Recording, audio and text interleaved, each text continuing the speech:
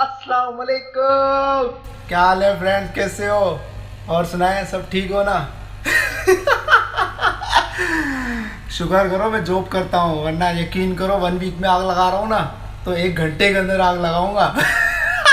अस्सलाम वालेकुम everyone, this is Fahad Ali, commerce faculty again with the video. और इस बार जो वीडियो का टॉपिक है वो आपकी स्क्रीन पे आपको नज़र आ रहा होगा, अकाउंटिंग 7707। जैसा कि आपको पता है कि हमारा कोड चेंज हो चुका है अकाउंटिंग का, और हमारे पास आज की क्लास के अंदर टॉपिक है कंट्रोल अकाउंट्स का। तो सबसे पहले अगर आपने सब्सक्राइब नहीं किया तो आप सब्सक्राइब कर देंगे, लाइक शेयर और कमेंट कीजिएगा। सीआई के एग्जामिनेशन बहुत जल्द करीब है, तो ऑब्वियसली ऐसे टॉपिक्स जिनके लिए स्टूडेंट्स बहुत फेयरफुल होते हैं, हालांकि वो होते बड़े आसान टॉपिक्स हैं, तो वो टॉपिक्स मैं कोशिश करूँगा कि जल्द से जल्द कवर करूँ अपने यूट्यूब चैनल के ऊपर। तो will start with control account. सबसे पहले ये समझेंगे कंट्रोल अकाउंट्स होता क्या है, फिर उसके बाद ये समझेंगे ये कहाँ कहाँ एप्लीकेबल है।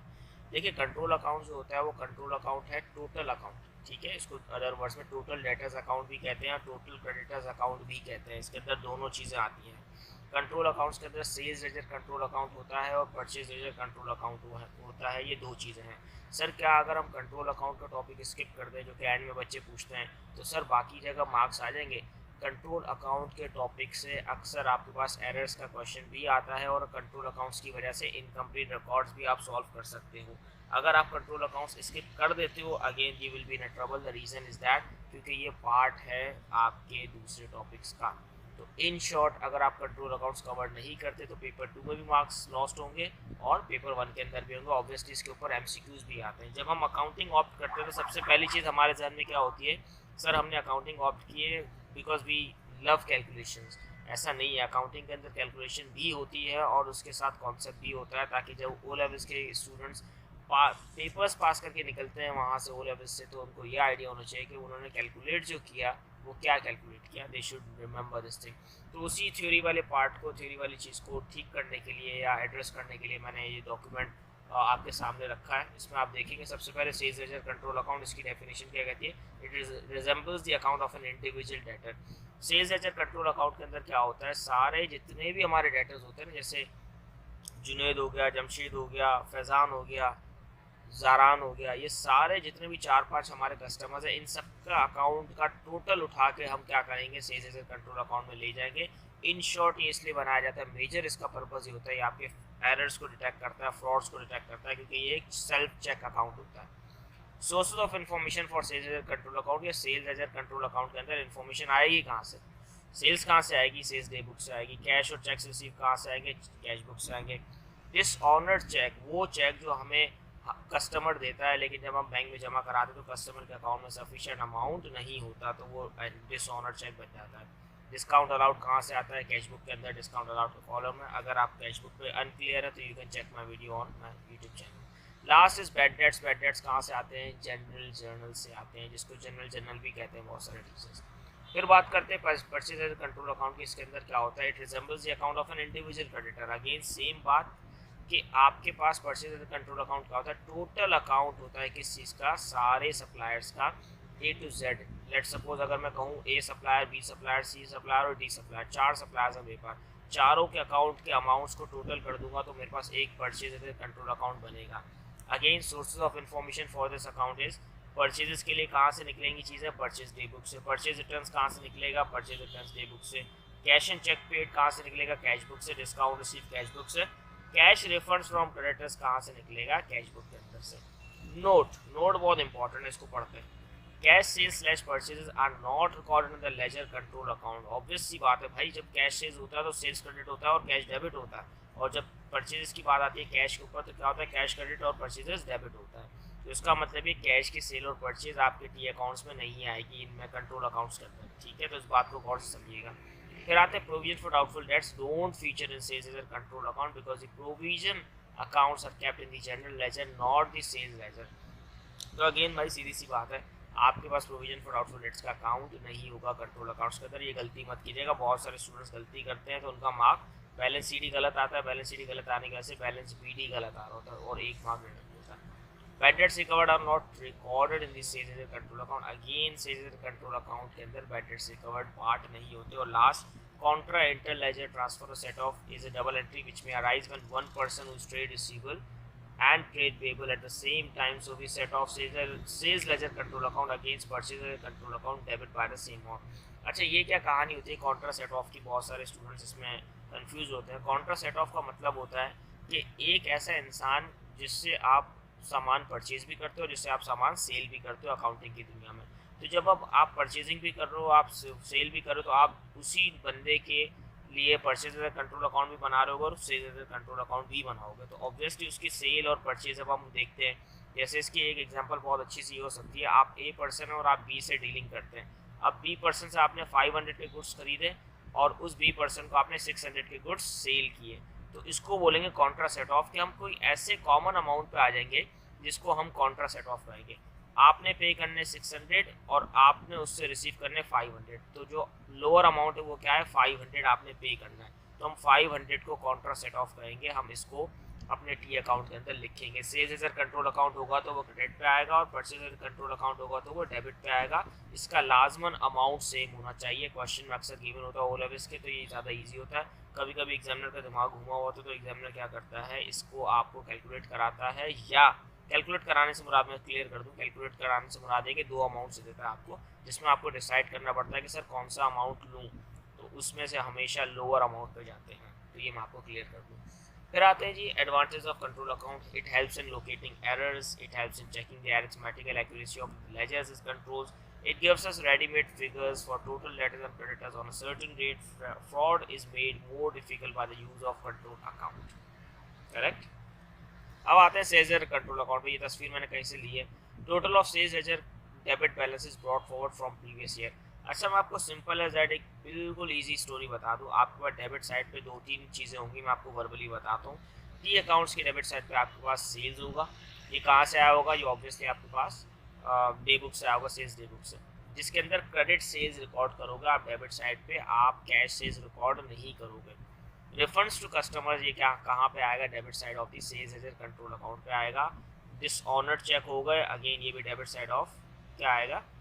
सेल्स लेजर कंट्रोल अकाउंट पे आएगा। इंटरेस्ट ओवरचार्ज, कभी कभार ऐसा होता है कस्टमर हमें टाइम पे पैसे नहीं कर रहा होता पे, तो हम क्या करते हैं, इंटरेस्ट ओवरचार्ज करते हैं, कस्टमर के ऊपर इंटरेस्ट चार्ज करते हैं ताकि कस्टमर डिस्करेज हो के भाई मुझे लेट पे नहीं करना।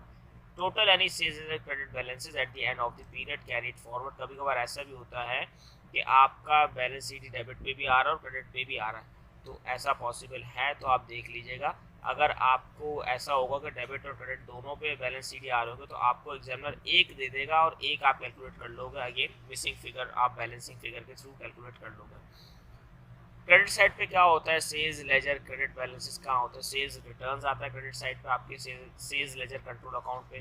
Cash receive from trade receivers होता है, कैश डिस्काउंट अलाउड होता है, बैड डेट्स रिटर्न ऑफ होता है, और उसके बाद कॉन्ट्रा एंट्री होती है। और कोई भी ऐसा बैलेंसिंग फिगर जिसको आप कहते हो बैलेंस शीट, इसको मैं एंड में बना के दिखाता हूँ। परचेज लेजर कंट्रोल अकाउंट में क्या क्या आता है? डेबिट पे आपके पास बैलेंस बीडी, डेबिट पे बैलेंस बीडी नहीं आ सकता, क्रेडिट पे बैलेंस बीडी आएगा इसका परचेज लेजर कंट्रोल अकाउंट का।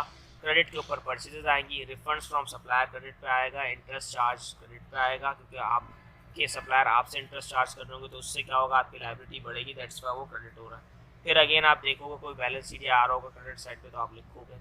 डेबिट पे क्या आता है? डेबिट के ऊपर आप क्या करते हो, डेबिट के ऊपर आप परचेज रिटर्न्स करते हो, कोई आपने कैश पे किया सप्लायर को वो आप रखते हो। डिस्काउंट रिसीव्ड होता है कोई आपका, वो आप डेबिट पे रिकॉर्ड करते हो। और फिर अगेन कॉन्ट्रा सेट ऑफ की एंट्री होती है और फिर आप डिसाइड करते हो बैलेंस शीट कितना अमाउंट है। लास्ट में चलते हैं state one reason why business use purchase journal. Reasons for using a purchase journal: fewer transactions recorded in the purchase account, bookkeeping can be spread between several people, can be analyzed into products to identify credit purchases। ये सारी theory मैंने आपके सामने 2-3 minute के लिए अगर screen पर रखे तो you can take a snapshot, आप तस्वीर ले सकते हैं, आप इसको लिख सकते हैं, इस वीडियो को पॉज करके, नो इश्यूज एट ऑल। अब मैं आपको दिखाता हूँ कि किस तरह आप बनाते हैं सेल्स लेजर कंट्रोल अकाउंट, ठीक है, ताकि हम इस चीज़ पर क्लियर हों। सिंपल एज एट फॉर्मेट्स हैं, कोई ऐसी टेंशन की बात नहीं है, कोई ऐसी मुश्किल चीज़ नहीं है इसके अंदर आपके पास, ठीक है। तो लेट्स सी, कोशिश करते हैं कि मैं आपको अच्छे से समझा दूँ ये चीज़ें। और अगर इवन इसके बाद भी आपको क्वेश्चन हो तो यू कैन कमेंट बिलो, ठीक है। सेल्स लेजर कंट्रोल अकाउंट, ठीक हो गया। मेरी वीडियोस बहुत लेट आती हैं, उसके लिए मैं माजरत कर सकता हूँ आपसे, obviously too busy in my schedule. तो बहुत मुश्किल होती है वीडियोस निकालना, फिर उसको डिसाइड करना टॉपिक को, फिर उसको बनाना, ऑब्वियसली इट बिकम्स डिफिकल्ट। तो इसका बैलेंस बीडी कहाँ आता है, जनवरी 1 अगर आप लिखेंगे बैलेंस बीडी, ये बैलेंस का बी एल मत लिखा करें प्लीज़, ये मार्क्स डिडक्ट करवाएगा आपका बैलेंस बीडी। और आपके पास अगर सितंबर 30 पे आ गया लेट्स सपोज सेल्स, ठीक है, ये कौन सी सेल्स होगी, क्रेडिट सेल्स होंगी हमेशा। फिर आपके पास सितंबर 30 पे आ गया इंटरेस्ट ओवर चार्ज, ठीक है, इंटरेस्ट ओवर चार्ज, ये भी कोई अमाउंट होगा आपके पास। फिर आपके पास सितंबर 30 पे, ये मैंने एग्जांपल लिए, सेम डेट ज़रूरी नहीं है सेम डेट हो। डिसऑनर्ड चेक, ठीक है, डिसऑनर्ड चेक होता है इसके ऊपर, और कोई चीज़ नहीं होती। तो let's see, I hope we didn't miss any item, हम देख लेते हैं दोबारा। इंटरेस्ट चार्ज और फिर अगेन रिफंड्स टू कस्टमर्स भी आ जाता है।